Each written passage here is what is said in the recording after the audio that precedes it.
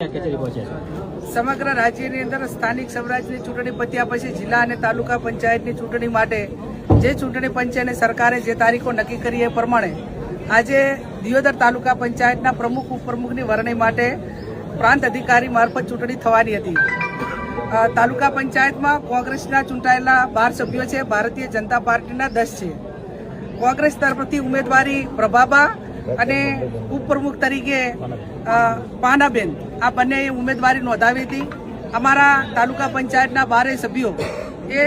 10:30 વાગ્યાથી કરીને સભાખંડમાં આવી ગયા હતા। ચૂંટણી અધિકારી કોઈની સરકારની ભલામણ કે સરકારની મિલીભગત અને એમના આદેશ પ્રમાણે જે સમય મર્યાદા નક્કી કરેલી હતી એના કરતાં 1 કલાક લેટ આવ્યા અને આવ્યા પછી જે અગાઉ એમને એડવાન્સ પ્રી પ્લાન બનાવ્યો હોય એ પ્રમાણે ભારતીય જનતા પાર્ટી પાસે બહુમતી ન હોવાથી એમની પાસે બહુમતી નથી, માત્ર એમના 10 સભ્યો હતા એટલે તાલુકા પંચાયત એમની બનવાની નથી। એના કારણે એમને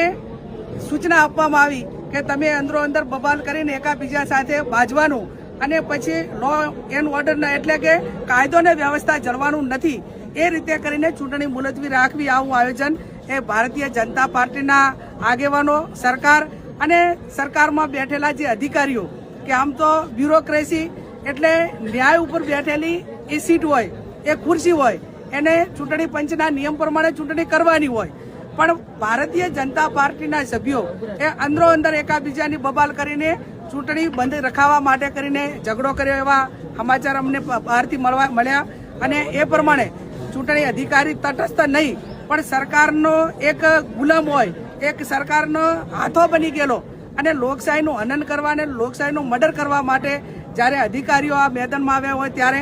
આવા અધિકારીઓને અમે જે હાઈકોર્ટમાં લઈ જવા પડે, એક જ્યુડિશિયલ રીતે અમારે ન્યાય માગવો પડે તો એ ન્યાય પણ માગીશું। અને એના ઉપરાંત પણ પ્રાંત અધિકારી કે જે ચૂંટણી અધિકારી છે એમને ભારતીય જનતા પાર્ટીના કાર્યકરોએ એમને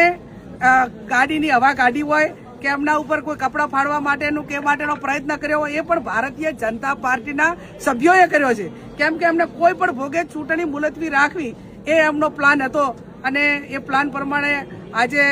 હું પણ પ્રાંત અધિકારીને ચૂંટણી અધિકારીને મળી એમને કીધું કે ભાઈ 27 તારીખ મેં આપેલી છે એટલે આજે અમે એમની પાસેથી પ્રોસિડિંગ લઈ લઈશું, પણ ભારતીય જનતા પાર્ટી એ સત્તા આગળ એને નથી લોકશાહી દેખાતી, સામ દામ દંડ ભેદ ત્યાં સુધી તો હતું જ, પણ હવે અધિકારીઓનો પણ દુરુપયોગ કરીને આ ચૂંટણી મુલતવી રાખીને તાલુકા પંચાયત કોંગ્રેસની બનતી અટકાવી છે। અમે હાઈકોર્ટમાં જઈશું અને જ્યારે પણ ચૂંટણી થાય ત્યારે અમારા 12 સભ્યો અડીખમ રહેશે।